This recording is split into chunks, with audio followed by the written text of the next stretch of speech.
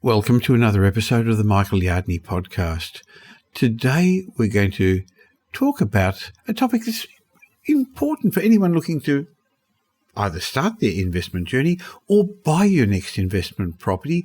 It's about asking the right questions before buying that next property, because that can make all the difference between a profitable venture and a costly mistake. Now, you've heard me say before that property investment is a process, not an event, and your property that you're going to eventually buy should be the physical manifestation of a whole lot of decisions you make. So in today's episode, we're going to explore the top 10 questions you've got to ask before making that next big purchase, and they're going to help you evaluate potential investments, understand market dynamics, and I guess we're going to try and make sure that you set yourself up for long-term success. So by the end of this episode, you should have a comprehensive checklist to help you make informed and confident decisions in your property investment journey. I'm going to be joined by Brett Warren, National Director of Metropole, to go through these. So let's get on with the show. Welcome to the Michael Yardney podcast, where twice each week you will learn a number of new ideas regarding success, property investment and money in around 30 minutes. Our show is brought to you by Metropole, who specialise in helping you grow, protect and pass on your wealth through strategic property and wealth advice. Now here's your host, Michael Yardney, Australia's authority in wealth creation through property, who has been voted one of Australia's top 50 most influential thought leaders. Property investment can be an exciting way to build your assets, grow your wealth, increase your cash flow. But while many investors start out with the best intentions, only a few ever make it to the top of the property investment ladder. We know that the majority never get, 92% never get past their first or second property. Why? Some make the wrong decisions, others take bad turns. So to help avoid that happening to you, I'm joined today by Brett Warren, National Director of Metropole Property Strategists, to discuss the top 10 most important questions any investor should be asking themselves. And this is relevant to you whether you're buying your first or even your 10th investment property. Hi, Brett. Hi, Michael. Good to be with you. And good to be talking about the things you need to get into before you actually look at the property. I was at a property expo last weekend, Michael, and a lot of people's strategy or thought process was to buy a property. But as we all know, that's not a strategy. So I guess the first point I'd like to raise, and the first thing you should be asking yourself is, does this property fit into my long-term strategy? And I guess to start with, planning is bringing your future into the present so that you can do something about it today. And if you don't have a plan in place, you're not really ready to buy your next investment property, are you? No, so property investment is a process. It's not an event. But you're right, all those people at the Property Expo, and you did all the hard yards and you gave a talk there. And thank you for all the people who came up to ask us, because most of the people there were sold on the glitzy high-rise towers and the big displays that the developers and marketers had. And so you can understand why they got involved. But the question is, are you a beginning investor? Are you an established investor? What sort of timeframes have you got? What is your risk profile? What is your budget? So those people and those marketers, the same tower suited everyone who walked past their stand. While for us, we believe that the property you eventually buy has to be the physical manifestation of a whole lot of decisions you make, and you've got to make them in the right order. So I agree with you. Creating an investment strategy is the first step when you set on your property journey. And that's why I know some people, when they come to us at Metropole, get a bit confused initially because they think we're buyer's agents. And that's definitely one of the divisions that we help our clients with. But even before we talk about property, we talk about where they want to get to, and we help them build a plan. You've got to document a proven strategy too. So you can't just have any plan. I guess ours are based on the last 5 decades of experience that I've fine-tuned things, and you've been an investor for not that long, but as long as that, but a number of decades now. And then we fine-tune things, and we've been helping clients with that for over 26 years. So it is a proven plan, and it's really interesting having done it for a long time now. We've actually can see the results. Our clients are 7.3 times more likely than the average investor to own 6 or more properties. They end up getting good, strong growth and outperform the averages, and that allows them to build a substantial asset base, doesn't it? Yeah, look, it certainly does. And I guess, in my experience, winning strategies are more of slow and steady wins the race, Michael, and focusing on that long term. So we really want to help our clients understand where they are now, but the critical question is, where are you going to be in 10, 15, 20 years' time? What would you like to achieve?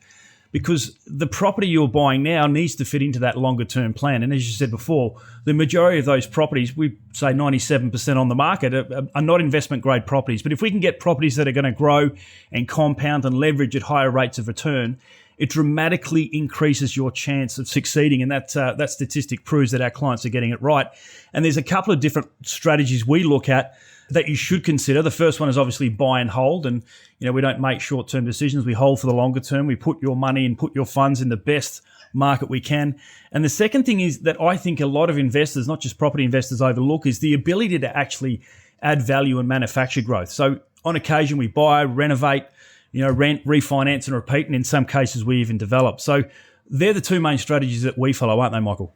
Yes, they are. But if you go back to a plan, as I said, buying a property isn't a plan, and the strategic plan has a number of components to it. So we help people have an asset accumulation strategy, as you said, a manufacturing capital growth strategy, a rental growth strategy, asset protection and tax minimisation strategy. Everyone who gets a strategy has a chat with one of the team from Metropole Wealth Advisory about what the right ownership structures are. The typical buyer's agent can't and won't, and it's not knocking. There's a lot of very good professionals out there, and the estate agent won't tell you that, but part of our plan is should it be in your own name? Should it be in joint names? If it's in joint names, should it be the same proportions? Should it be in a trust? Should it be in a company? Should it be in a superannuation fund?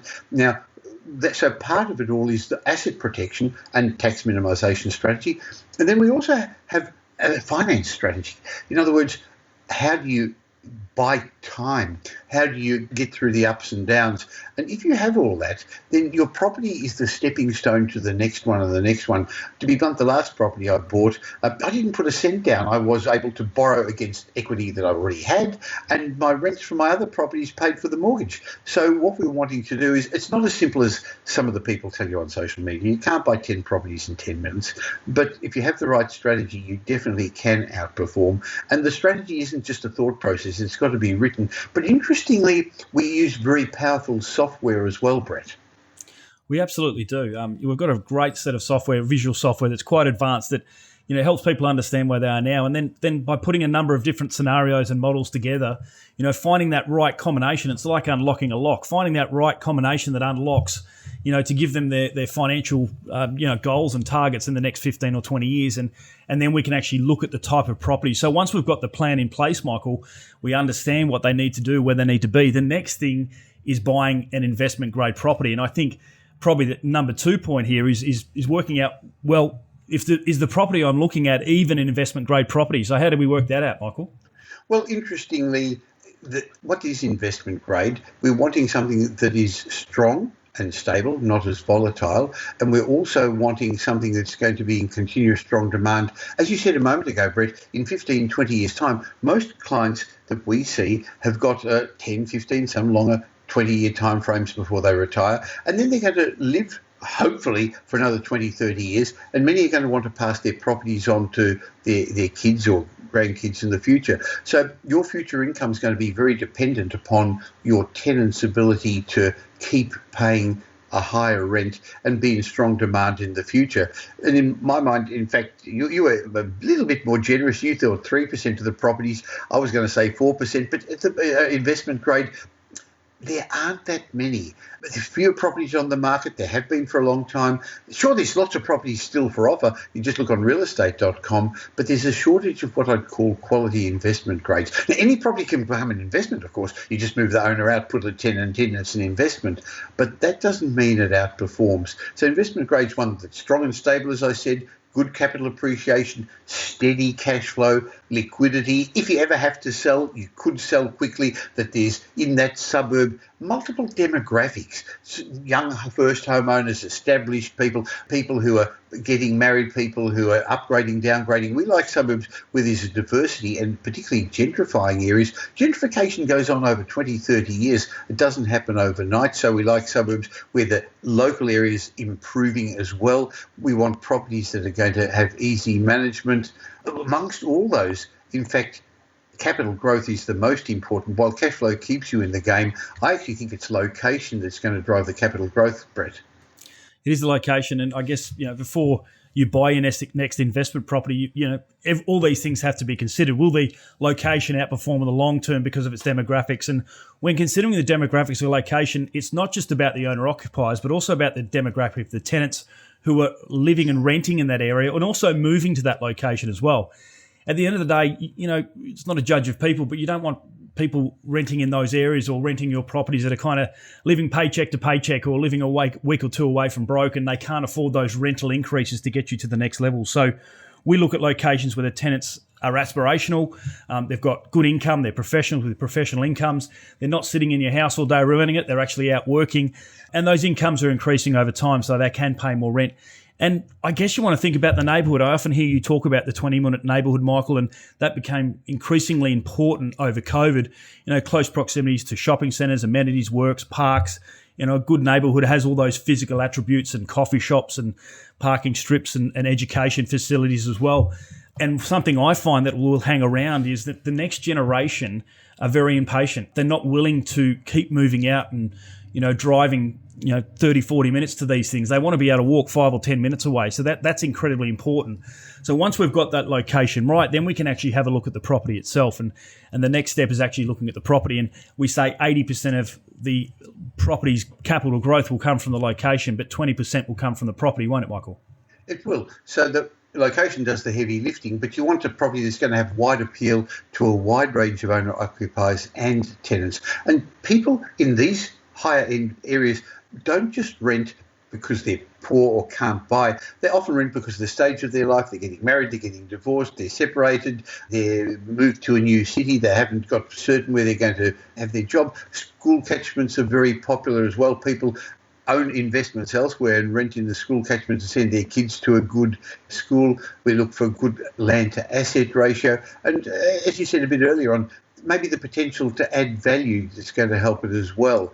So therefore, as you say, start with location. But this is where the data-driven people who are on the internet at the moment and say, we've got all the data and our algorithm and we got this fancy AI that's going to tell you the next area, it may choose the suburb.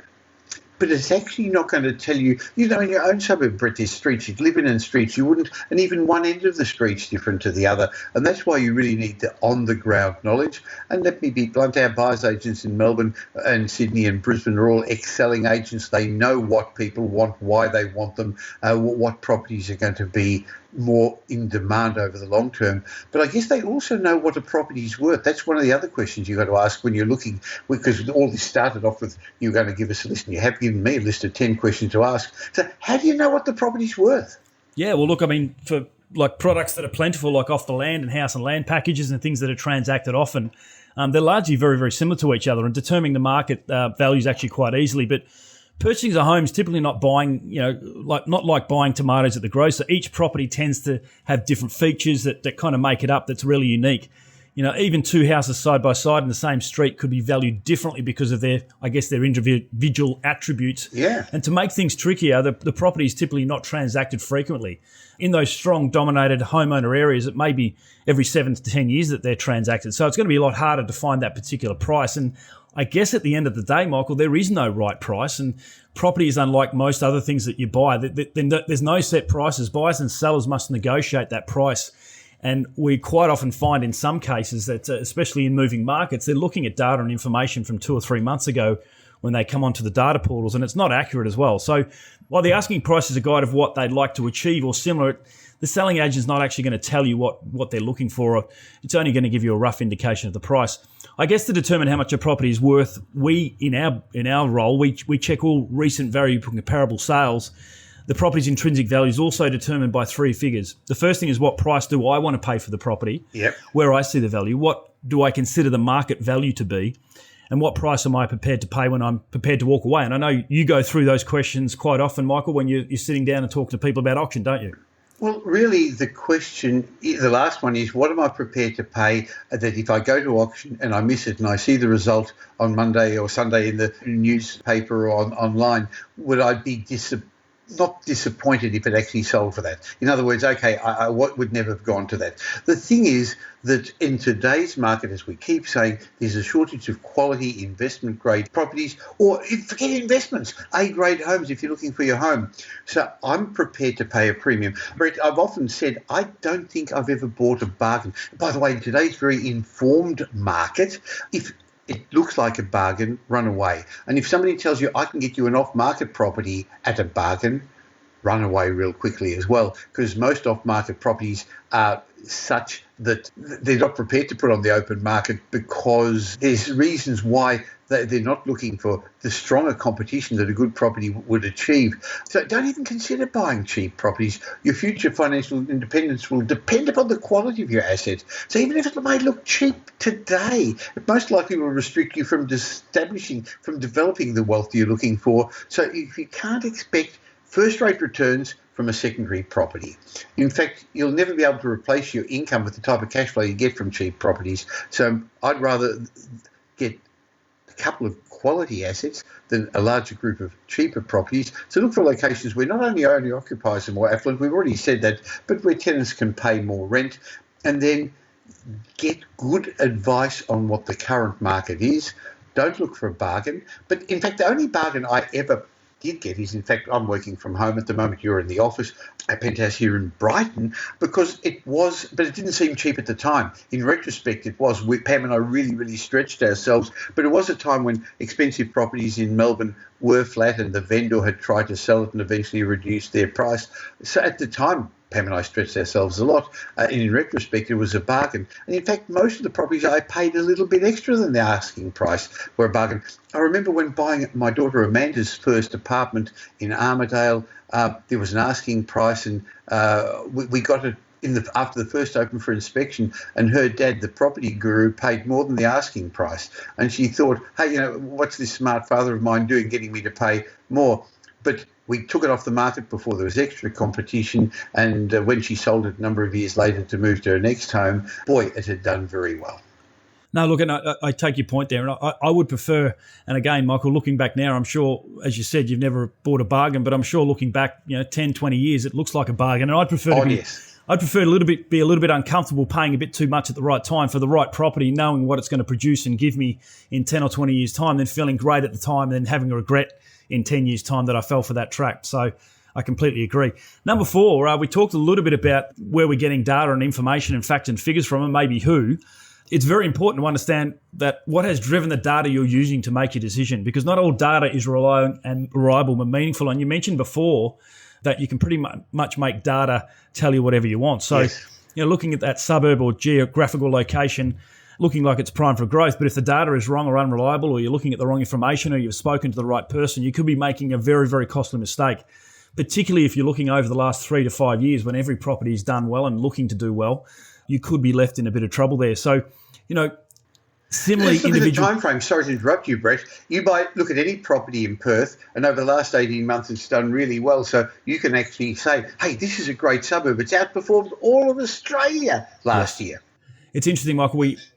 We often go down with clients at the moment where we're putting in their existing properties on our game plan modelling, and it's showing potentially that they're putting in 5 or 6% growth. But when we've actually gone back over 20 years and look at the growth over a 20-year time frame over multiple cycles, it's highlighting the fact that it's only probably performed at 3.5 or 4%. It's not giving the client wealth-producing rates of return. So it's really important you understand the unbiased advice and not trying to find what you're looking for, because it can quite often skew the data.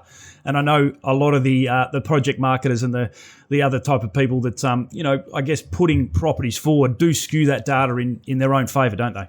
So data gets you part of the way, no question about that. But you must complement the data with local area knowledge, local area expertise, and you don't get that from a selling agent because they know 5 things about the property that they're never going to tell you about. And why would they? Because they're representing the vendor. As we go through the list of 10 questions you've got to ask yourself, Brett, I think one of the important ones is, have I got pre-approval for finance? You actually want to have the finance so that you can go ahead, know exactly what you can spend, you can make a firm offer on the property, you know that you can handle the repayments, you know that you can compete against other potential buyers by not asking for a finance clause. No, that's right. And also, we've spoken a little bit about this finance strategy. What does that exactly mean? Well, it's more than just knowing the deposit and the stamp duty and the fees and knowing what your maximum purchase price is, but also about helping you understand a buffer. Having a buffer in place and buying time. And if you have to go over by a little bit, then that's okay. So it's working out the best and worst case scenarios and having that plan in place before you actually go to auction or before you actually put an offer on a property. Because by the time you put an offer on a property, if you haven't got your finance in place, you're going to be in big trouble and you're probably going to lose that property and maybe have some penalties involved along the way. So you need to know exactly how much you can spend. You're able to make a firm offer, know what your repayments are and your cash flow. And then obviously you'll get your final loan organised much, much quicker as well. And you won't have any problems with settling and things like that as well. I guess be wary of those tacky websites that offer a pre-approval on the spot or within 30 seconds. Oh, yes. That can be a bit of a disaster as well. It should kind of go without saying that unless a lender has fully assessed your situation. I know the level of detail banks and brokers need to get those pre-approvals in place, and it's quite a lengthy process, but it's probably not going to actually reflect your outcome or your borrowing capacity. You could be at a considerable risk. So at Metropole, when we put a strategic plan together, we actually start with the finance. And we don't use mortgage brokers. We use what I'd call a finance strategist. I mean, again, smart property investors use other people's money in three ways: the bank's money for leverage, the tenant's money for income, the government's money for the depreciation and tax incentives. But they actually have a strategic plan. And so it's a written plan about what they do. It's because the property should be the stepping stone to your next property, whether it's an investment or if you're buying a home, again, to be able to use that. And in today's environment where we've got higher interest rates, we'll have them for a while, and unlikely to drop until inflation drops a bit further, it's important to get the finance right. The other thing, as we do with all our clients at Metropole, is when they start and have a strategic plan put together, we also make sure they own properties in the right ownership structure.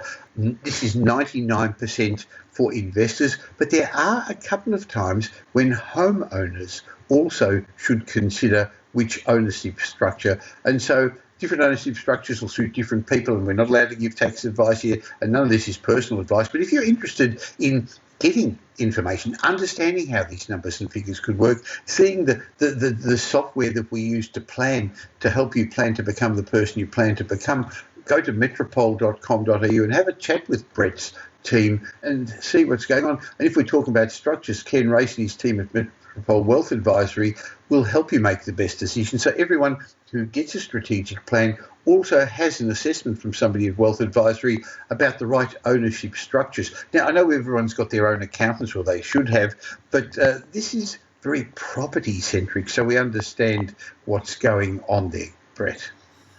Definitely. Number 8, Michael, will my cash flow service my finance requirements? And we've got a great tool on our game plan software that helps us understand this with our modelling, because we can actually understand what your buffer is now and give you an idea of roughly how long your buffer is going to last. And we can factor in interest rate rises and cuts and things like that along the way. But it's really important you understand all of that, because otherwise you're going to have a costly mistake. And I know a lot of our clients, luckily have had buffers, particularly over the last 2 or 3 years, because interest rates have shot up quite considerably more than anyone's imagined. But they haven't been in a position where they've had to sell because of finance and holding costs and stuff like that as well. And I guess above and beyond all that, you've also got to understand things like body corporate fees, any possible issues in that department, any structural repair issues if you're getting building and pest inspections, to get a really good understanding of what the cash flow is going to be, if there's any cost involved in that.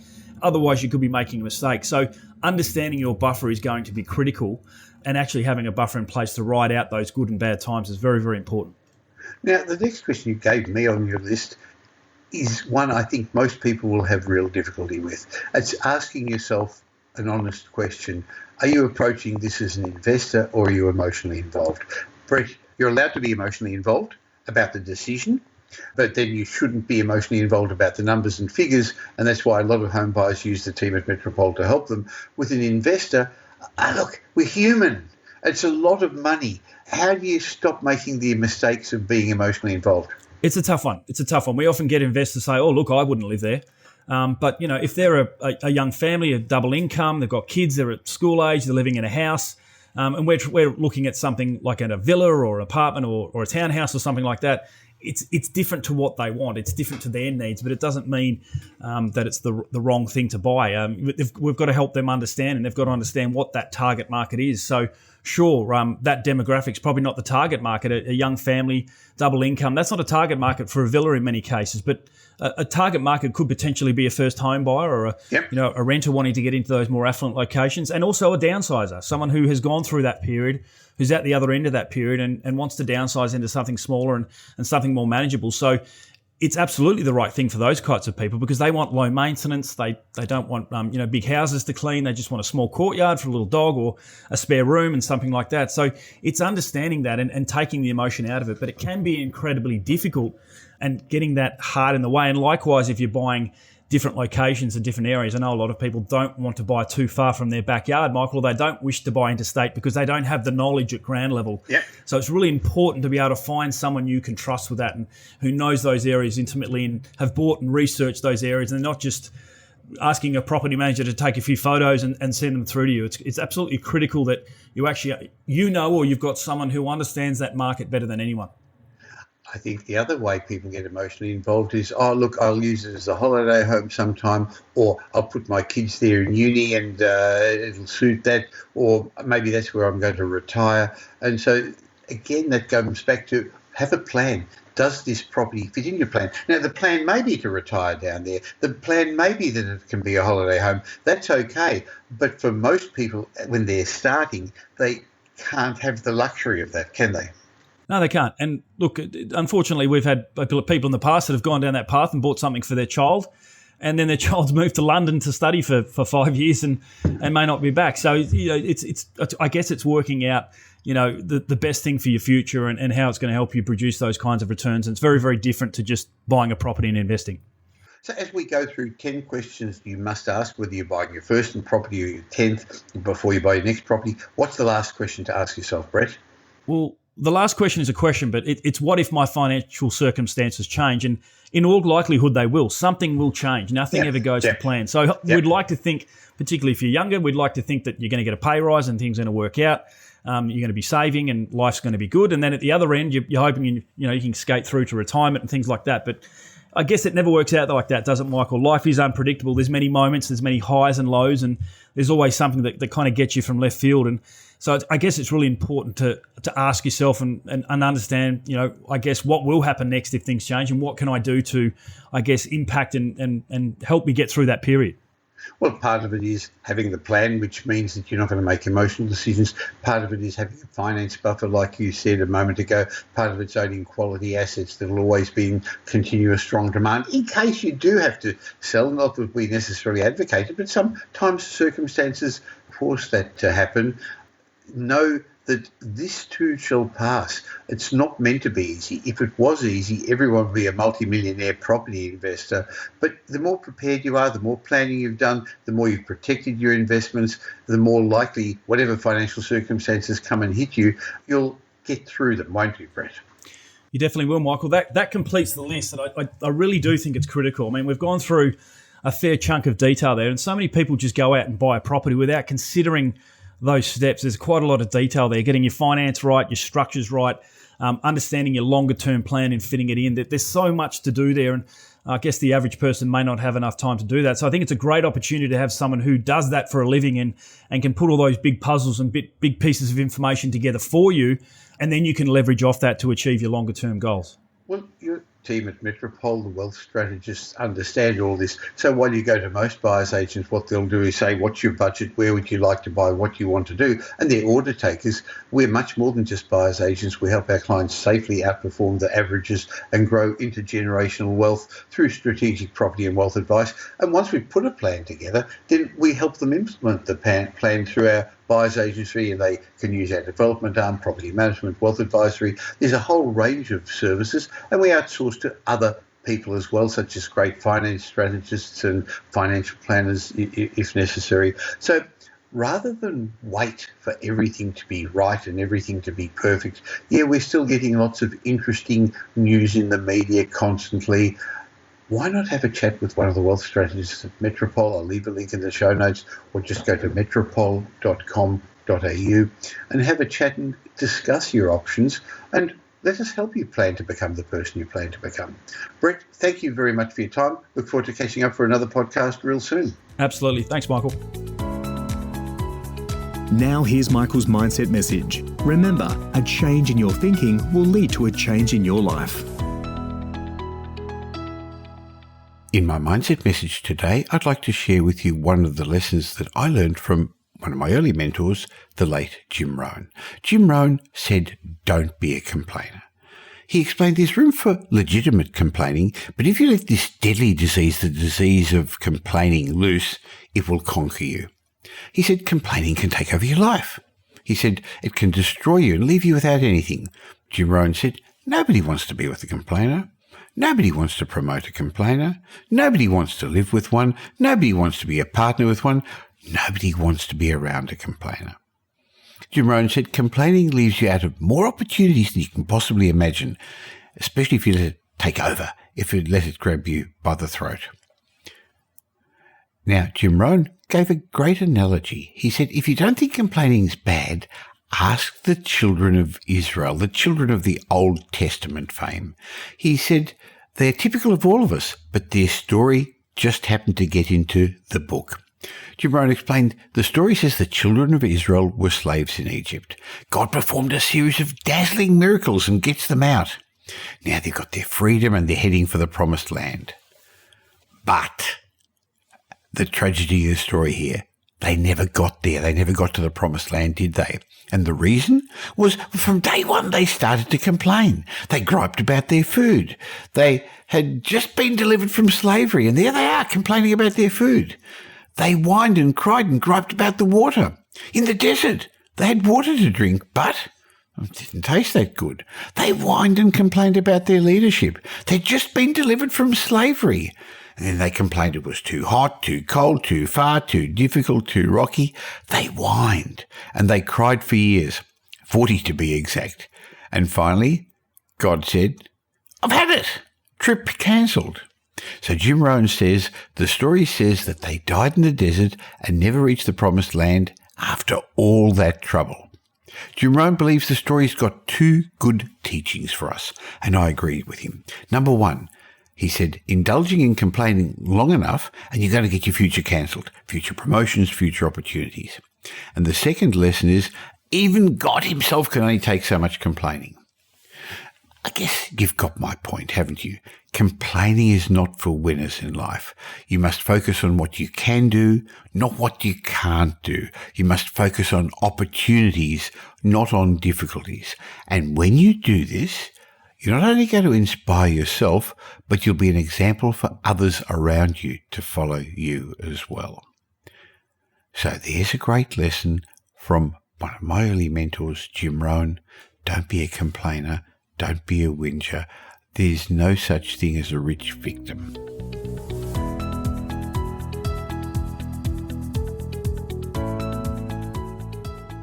Well, thanks for spending the last little while with me, and I hope you got some benefit from this show. If you did, and you know somebody else who'd also benefit, please tell them about the Michael Yardney podcast. There's a share button on every podcast app. On Apple Podcasts, there's three little buttons down the bottom. Press it and share it, or just tell them about the Michael Yardney podcast. I hope you're going to be doing them a favour, and you'll definitely be doing me a favour and helping me in my quest to make as many people as possible financially literate. Now, there's ways of catching up with me between these shows. Just look for Michael Yardney on social media, or why not join my private Facebook group? Go to Facebook and look for the Property Update Facebook group. And I have a way of saying thank you to you for subscribing to this podcast. Go to podcastbonus.com.au. There'll be a link in the show notes, podcastbonus.com.au, where you can get a bunch of ebooks and reports. My way of saying thank you. And when you've got time, why not listen to some of the old podcasts? There's individual lessons in each of those that I think would be helpful for you. I'll be back again real soon. In the meantime, have a great week. Make it a great week. Thanks for listening to this episode of the Michael Yardney podcast, which was brought to you by Metropole, who help their clients grow, protect, and pass on their wealth through strategic property and wealth advice. If you like what you heard and don't already subscribe, you'll find us on iTunes or on your favourite Android app as the Michael Yardney Podcast. Watch out for our next show, which comes to you twice a week, and you'll learn some new ideas about property investment, success, and money in around 30 minutes. To get more of Michael's thoughts, go across to www.propertyupdate.com.au and sign up for his daily morning briefing, and you'll hear from not only Michael, but a group of leading property success and money experts. And just a reminder that the information you heard in this show today is general educational advice and not specific investment advice, as we don't know your personal circumstances. If you're looking for specific advice, why not ask the team at Metropole to help you?